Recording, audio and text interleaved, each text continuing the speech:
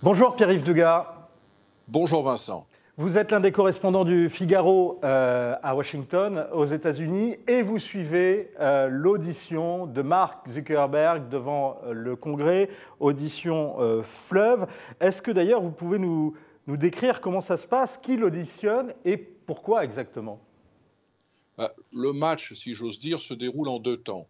Nous avons d'abord eu 5 heures d'audition hier au Sénat, 44 sénateurs disposés chacun de 4 minutes pour questionner le patron de Facebook. Qu'est-ce qui vous a frappé?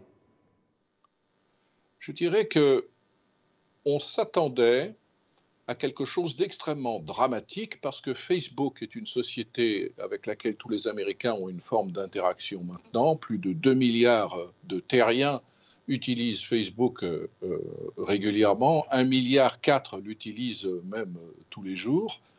Dans ces circonstances-là, c'était la première fois que Mark Zuckerberg, un milliardaire de 33 ans, qui détient 60% des droits de vote de la société, qui a fondé Facebook et qui considère que vraiment Facebook est son bébé, allait devoir rendre des comptes sur la manière dont il gère cette entreprise devenue si importante pour le monde. On sait que le ton peut être très dur, peut être très direct dans ces auditions au Sénat, presque inquisitorial.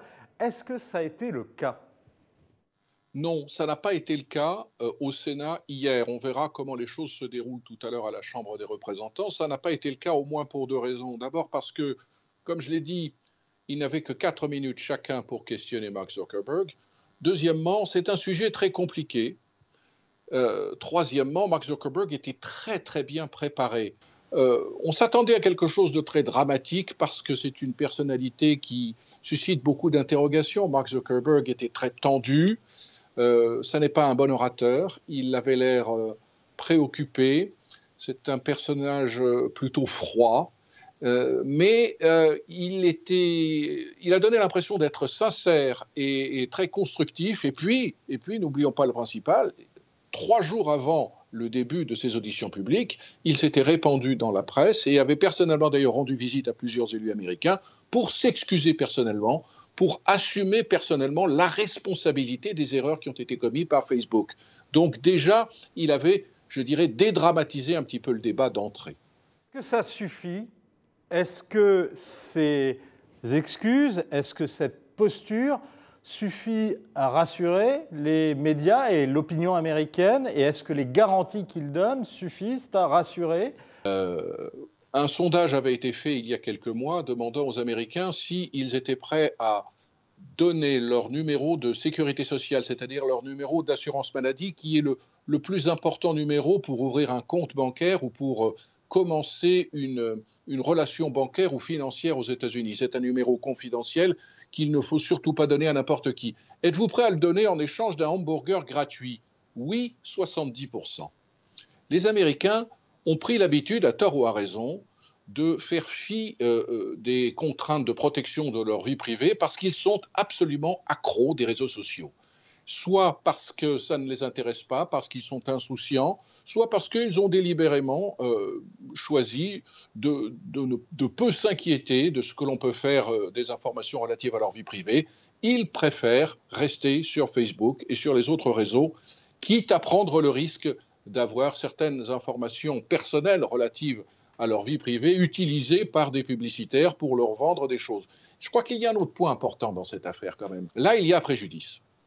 Quel est le préjudice qui a été subi par les usagers de Facebook? Ils ont dû subir la vision de messages publicitaires destinés à mentir, destinés à changer leur opinion, à les diviser, à les radicaliser, à les désinformer.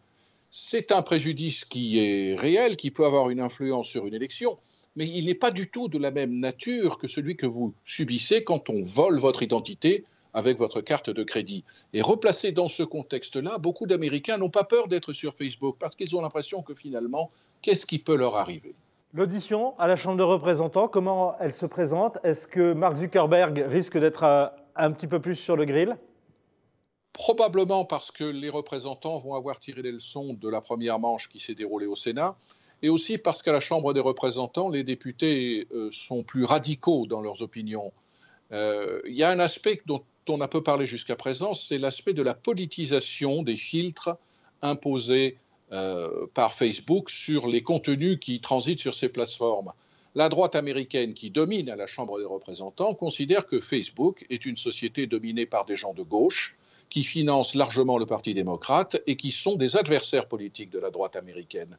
Ils considèrent que les gens qui utilisent Facebook et qui sont républicains, qui ont voté Trump en particulier, mais qui sont de manière plus générale des conservateurs, par exemple, attachés à l'interdiction de l'avortement, sont systématiquement censurés sur Facebook. Il y a eu quelques minutes dramatiques à ce propos dans un échange entre Mark Zuckerberg et le sénateur Ted Cruz, républicain du Texas. Et il faut s'attendre tout à l'heure à des moments similaires à la Chambre des représentants, car il a admis explicitement, oui, vous savez, nous, dans la Silicon Valley, nous sommes largement de gauche. Et je comprends pourquoi des personnes de droite, des personnes conservatrices, des personnes républicaines peuvent considérer que nous, Facebook, nous ne regardons pas l'actualité avec les mêmes yeux que vous et nous nous efforçons précisément dans la manière dont nous allons surveiller les contenus qui transitent sur nos plateformes, de ne pas faire preuve d'un engagement politique partisan et de rester le plus neutre possible.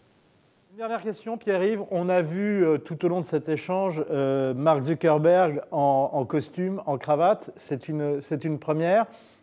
Qu'est-ce qu'il a voulu montrer en arrivant comme ça au Congrès ? Il a voulu montrer qu'il respectait d'abord la solennité de l'institution et de la circonstance.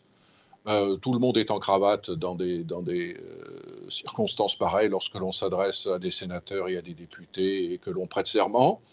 À ce propos, d'ailleurs, il n'a pas prêté serment devant les caméras, il a prêté serment avant de rentrer dans la salle d'audience, ce qui est probablement quelque chose qui avait été négocié avec ses communicants où on ne voulait pas le voir prêter serment.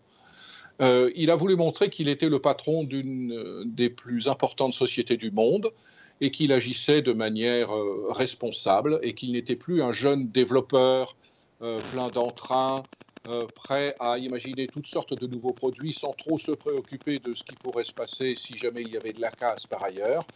Il détient 60% des droits de vote de Facebook. Facebook est une des sociétés les plus chèrement valorisées dans le monde. Mais il est un grand patron qui n'est plus simplement un jeune un peu fou qui est prêt à tout oser. Il a voulu faire preuve de responsabilité et il ne l'a pas dit explicitement, mais il est en train de nous dire que Facebook n'est plus simplement une société de technologie, mais est en train de devenir un média. Un grand merci Pierre-Yves et on va continuer à suivre ces auditions et on y revient dans les prochaines heures dans un spécial décrypteur consacré justement aux garanties que donne Facebook et les autres responsables des GAFA en ce moment à Washington pour justement protéger les données personnelles.